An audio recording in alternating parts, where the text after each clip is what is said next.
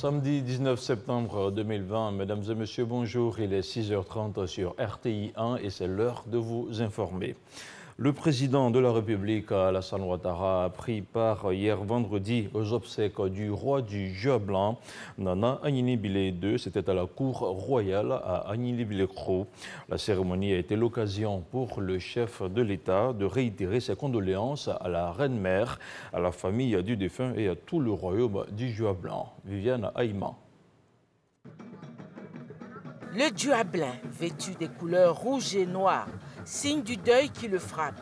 Son roi, Sa Majesté Nana Agnini-Bilé II, s'est couché pour toujours le 8 janvier dernier. Il est plus juste de dire en cette circonstance que le roi a mal aux pieds. Ce vendredi 18 septembre, date choisie pour ses obsèques, tambours, parleurs et grelots résonnaient infatigablement au siège de la cour royale pour annoncer officiellement la douloureuse nouvelle à tout le royaume, ainsi qu'aux nombreuses délégations venues de tout le pays pour partager ce deuil. Le président de la République, Alassane Ouattara, avait quitté Abidjan ce vendredi matin pour venir rendre un dernier hommage à Sa Majesté Agnini-Bilé II, qu'il avait en haute estime et qu'il considérait comme un frère, et aussi pour témoigner sa solidarité au peuple Jua Blanc. L'arrivée du président de la République à la cour royale a été ressentie comme la marque d'une grande considération.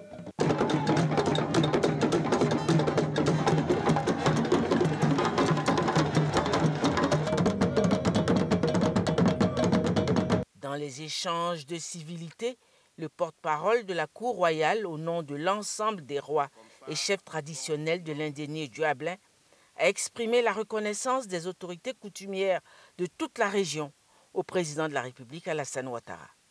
Pour ceux qui ne le sauraient peut-être pas, Nana Brendou Assamandjé est le roi fondateur du royaume du Jua Blanc. Un roi courageux, brave et même téméraire. C'est ce nom que porte Nana Brendou Assamandjé II, ici présent. Excellence, Majesté, selon nos us et coutumes, lorsque vous revenez même de la plantation, ceux que vous avez laissés au village vous demandent les nouvelles. En ce qui concerne la cérémonie qui nous rassemble ce matin, le porte-parole qui est chargé de demander les nouvelles sera bien entendu le porte-parole du royaume. Et le porte-parole du royaume n'est autre que Nana Ladji Aka Tano. Nana, le protecteur du royaume, vous a pris comme son fils en raison des relations qu'il avait avec votre frère aîné, le député, président de l'Assemblée nationale, vice-président Gaoussou Dramane Ouattara. En raison de cette amitié, vous avez été adopté par Sa Majesté et qui vous a porté son amitié filiale jusqu'à la fin de sa vie.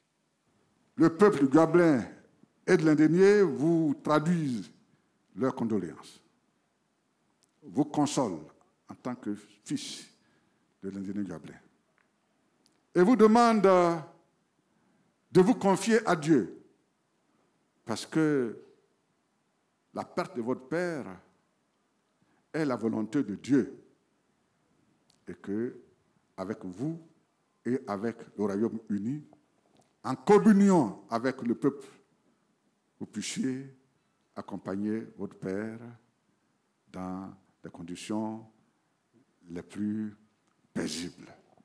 Le président de la République a accompagné cette visite par des dons à la famille, aux différentes autorités du Jua Blanc en guise de participation aux obsèques du roi. 28 200 000 plus 10 caisses de guine. Cette enveloppe sera remise au préfet du département d'Agnini-Bilé-Kro qui s'agira de faire la répartition. En plus d'être présent personnellement, ce geste du président de la République a été vivement apprécié. À l'unisson, demande l'autorisation de venir remercier Sa Majesté.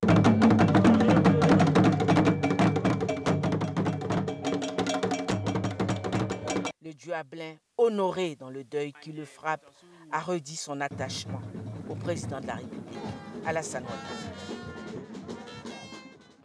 Autre chose, à présent, 12 établissements scolaires publics et plusieurs commissariats de la commune d'Abobo vont bientôt être rénovés pour les premiers et dotés d'un engin roulant pour les seconds. Des investissements qui s'inscrivent dans le cadre du projet à impact rapide, un projet pour lequel la commune d'Abobo bénéficie d'une enveloppe de près d'1 milliard de francs CFA. Le Premier ministre Ahmed Bakayoko a lancé vendredi matin le démarrage des travaux qui vont durer 2 mois. Didier Nguissan.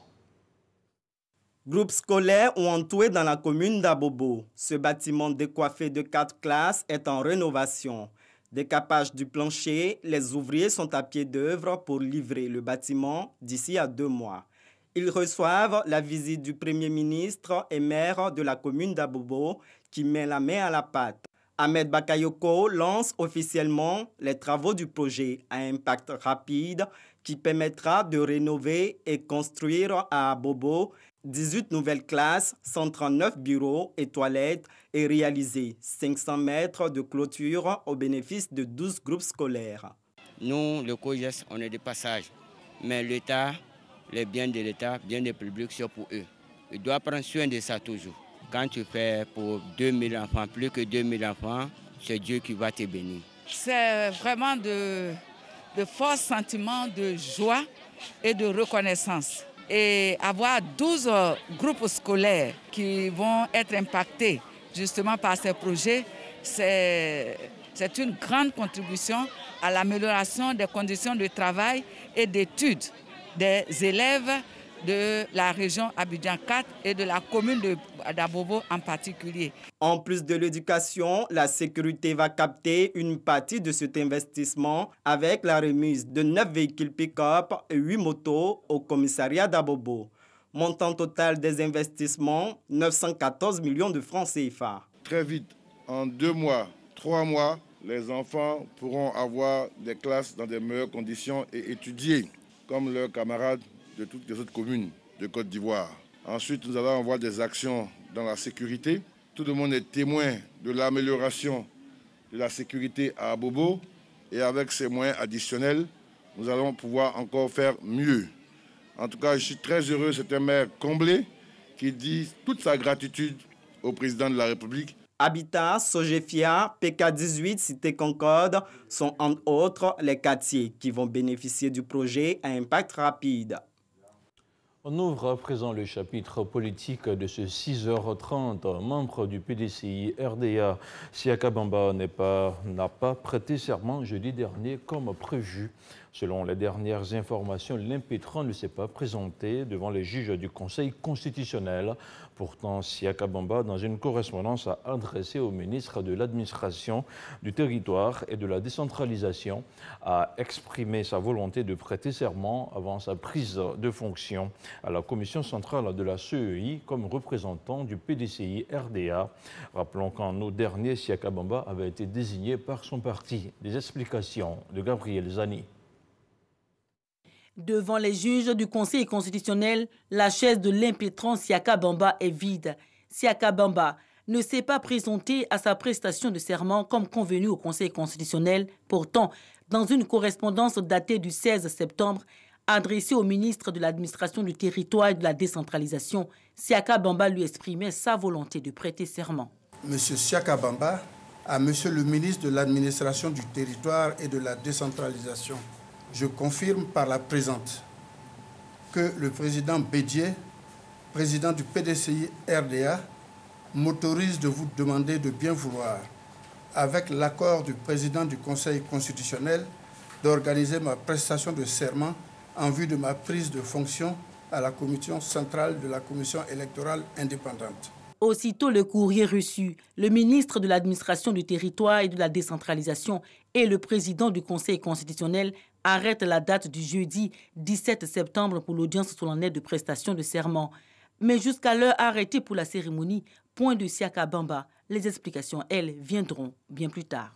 Le ministre me rappelle pour me dire qu'il vient d'avoir M. Siaka Bamba qui lui a dit que ce matin même, une réunion a été organisée au niveau de son parti, au cours de laquelle il a été convenu qu'il ne devait pas prêter serment. Le 1er août, Siaka Bamba a été désigné par Henri Konan Bédié, le président du PDCI, comme représentant du parti à la commission centrale de la CEI. Cette désignation avait sonné l'entrée du PDCI à la CEI, mais pour cela, il faut encore que Siaka Bamba prête serment devant le Conseil constitutionnel.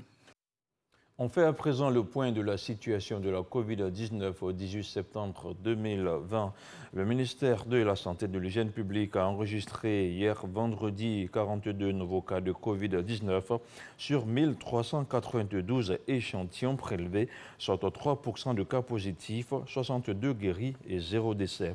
À la date du 18 septembre, la Côte d'Ivoire compte donc 19 200 cas confirmés, dont 18 392 personnes guéries, 120 décès et 688 cas actifs. Le nombre total d'échantillons est de 148 957. Autre chose, à présent à Nebo, une sous-préfecture située à 12 km de la ville de Divo. Le ministre des Mines et de la Géologie a procédé lundi dernier à l'inauguration d'un chantier école de métiers des mines. Selon Jean-Claude Kwasi, dans cette école seront formés des jeunes s'intéressant au métier des mines. C'est un reportage de Cheikh Aboubakar Koné. Titulaire d'un brevet de technicien supérieur en mine et géologie, Mélissa, âgée de 26 ans, vient d'intégrer ce chantier école d'exploitation de la petite mine dans la sous-préfecture de Nebo, à 12 km de Divo. Ce rêve, elle le caressait depuis sa tendre enfance. Arrivé ici, j'ai appris que les cours ne sont pas longs. C'est clairement expliqué tout. Je n'avais pas besoin d'un niveau élevé pour pouvoir comprendre le domaine des mines. On nous explique comment la prospection se fait, comment le léonnage se fait, terre à terre. Contrairement à Mélissa, Hervé est informaticien de formation. Le phénomène de l'orpaillage clandestin prenant de l'ampleur dans sa région, il a manifesté le désir de se former aux bonnes pratiques. L'orpaillage clandestin, il est risqué. C'est pour tout ça que le gouvernement ivoirien initie ces séances de formation pour permettre aux jeunes scolarisés ou déscolarisés de pouvoir apprendre un métier. Pour sa première promotion, le chantier école d'exploitation de la petite mine de Nebo compte 30 apprenants qui bénéficieront de 4 mois de formation sur les techniques d'exploitation des mines semi-industrielles. Leur niveau d'études varie du CEP au BTS. Donc nous sommes chargés de donner les cours à nos jeunes frères, de sorte que ceux-ci puissent apprendre ce que la loi dit, ce qu'il faut faire, ce qu'il ne faut pas faire, et aussi comment faire pour pouvoir entrer dans la légalité. D'un coût global d'environ 130 millions de francs CFA sur une superficie d'1 hectare, ce chantier école est le 8e du genre, après ceux d'Agnibilekro, Boaflé et Bundiali. À son inauguration, le ministre des Mines s'est rendu en personne sur le site minier de Nebo afin de constater les commodités offertes par l'ouvrage. Nous avons souhaité avoir déjà des chantiers écoles au lieu d'avoir des écoles. Pourquoi? Parce que là, on est en opérationnel. On est sur le terrain et les gens peuvent apprendre directement tous les gestes qu'ils doivent accomplir pour être de bons professionnels. Les mines artisanales et les mines semi-industrielles, ça donne beaucoup d'opportunités d'emploi. Ça donne une grande opportunité de création de richesses dans ces petites mines aux côtés des grandes mines. Donc pour la Côte d'Ivoire, j'allais dire, c'est tout bénéfice de pouvoir développer de tels chantiers écoles.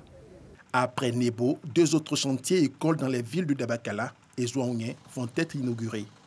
À fin 2020, la Côte d'Ivoire comptera 11 chantiers écoles pour une capacité de formation de 1000 artisans. L'actualité hors de chez nous nous conduit en Libye où le blocus sur les champs et ports pétroliers est levé sous condition. C'est le maréchal Khalifa Haftar, l'homme fort de l'Est du pays, qui l'a annoncé hier vendredi. Ils étaient bloqués par des groupes proches de ce dernier depuis la mi-janvier. Le blocage des champs et ports pétroliers a entraîné près de 10 milliards de dollars de pertes de revenus selon la Compagnie nationale du pétrole. Et surtout, elle a accentué les pénuries d'électricité, de carburant et de liquidités en Libye. Et puis, tout près de chez nous, au Mali, chef de la junte, ex-responsable et collaborateurs ont participé vendredi à Bamako à l'hommage rendu à l'ancien dirigeant du pays pendant 22 ans, Moussa Traoré, lors de ses obsèques nationales en l'absence de dirigeants étrangers. Moussa Traoré est décédé le 15 septembre à Bamako à l'âge de 83 ans après avoir dirigé le Mali pendant 22 ans à la suite d'un coup d'État qui avait renversé en 1968 le président Modibo Keïta qui était au pouvoir depuis 1960. Moussa Traoré, alors lieutenant avant de devenir général par la suite, était devenu président de la République 1 an plus tard et aura exercé un pouvoir quasiment sans partage. Merci de nous avoir suivis. L'information continue sur les www.rti.ci.